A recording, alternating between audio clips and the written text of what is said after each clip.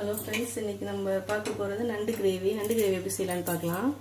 First வந்து பிரிஞ்சி இலை, கொஞ்சம் பட்டை, கொஞ்சம் சோம்பு இதெல்லாம் போட்டு கொஞ்சம் எண்ணெய் சூடானோடனே தாளிச்சிக்கலாம்.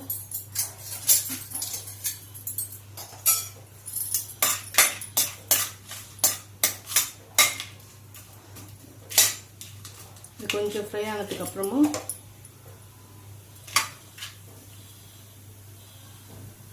சோம்பு கொஞ்சம் நிறைய போட்டால் டேஸ்ட்டு நல்லாயிருக்கும். அடுத்து 2 தக்காளி, 2 பெரிய வெங்காயம் இதை கட் பண்ணி வச்சுருக்கேன். அதையும் போட்டு நல்லா வதக்கிக்கணும். இதுக்கு தேவையான அளவுக்கு உப்பு போட்டுக்கணும். இதுக்கு தேவையான அளவுக்கு உப்பு போட்டு நல்லா வதங்கி வரணும்.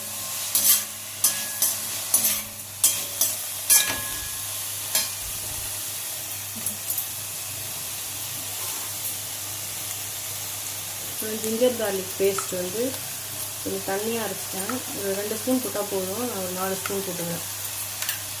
தண்ணியாக இருக்கிறதுனால 4 ஸ்பூன் போட்டிருக்கேன். இது நல்லா வதங்கி வர வரைக்கும் வெயிட் பண்ணணும்.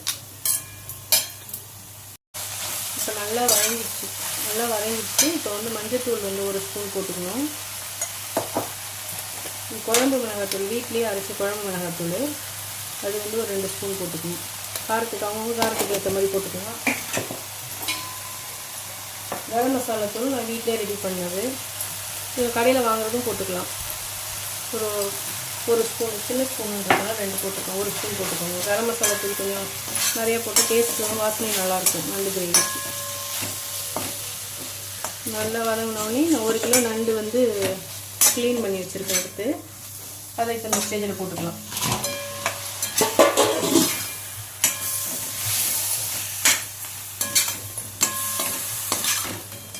போட்டு நல்லா கிளறி விட்டுற வேண்டியது. அதிலே கொஞ்சம் பைண்ட் ஆகி வர வரைக்கும் வெயிட் பண்ணணும். நல்லா கிண்டி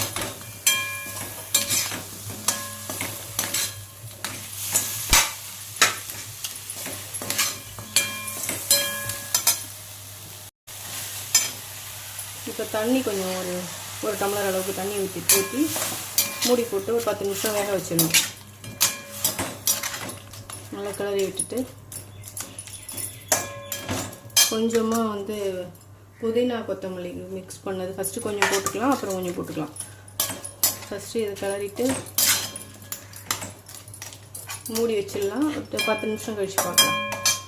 இந்த அளவுக்கு தேங்காய், கொஞ்சமாக சோம்பு இதை நல்லா மிக்சியில் போட்டு அரைச்சி எடுத்து வச்சுக்கணும். லாஸ்ட்டாக இறக்கி போட்டு கொஞ்சம் முன்னாடி இதை போட்டு ஒரு 5 நிமிஷம் கொதிக்க வச்சு இறக்கணும். இது அரைச்சிக்கலாம்.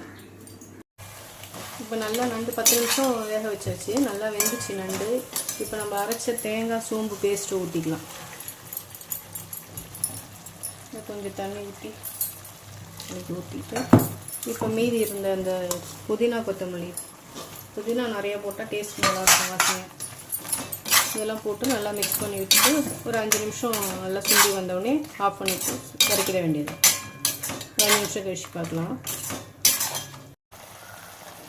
அவ்வளோதான். இப்போ நண்டு கிரேவி ரெடி ஆயிடுச்சு. இப்போ ஒயிட் ரைஸில் போட்டு சாப்பிட வேண்டியதான். 5 to 10 மினிட்ஸ் மூடி வச்சு வேக வச்சதுக்கப்புறம் ரெடி ஆயிடுச்சு.